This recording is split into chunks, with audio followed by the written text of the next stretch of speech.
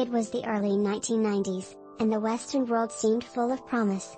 The Soviet Union had collapsed, and the Cold War that had gripped and shaped global politics for decades was over. So were many of the wars in Central America and some of the most intractable and brutal military dictatorships in South America, from Argentina and Chile to Brazil. Then President Clinton seized on the moment and the Summit of the Americas was born, with the inaugural event held in Miami in 1994. All of the countries of the Western Hemisphere except Cuba joined to debate trade, prosperity, immigration and democracy. And every one of the governments involved had been democratically elected, a sign of major progress.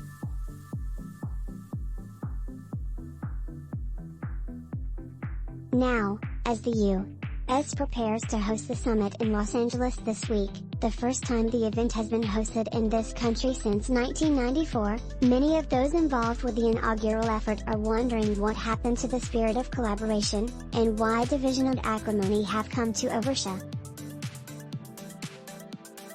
And an even more existential question remains, has this type of summit outlived its usefulness?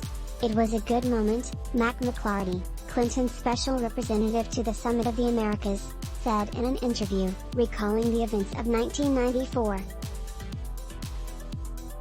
Cooperation, trust and relationship were truly there. It was a rising tide. McLarty said he holds out hope that President Biden's administration can set up a bridge to re-engage with other countries in the region. But many believe the window that opened nearly 30 years ago has for the most part closed. Progress from what was seen as a watershed moment in 1994 was unraveling before the decade was out.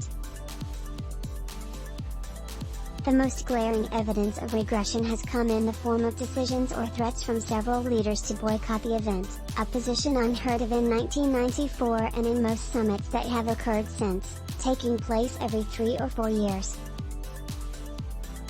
That problem has thrown the White House's preparations for the summit into a chaotic scramble, creating bad optics for a president who has prided himself on his familiarity with Latin America.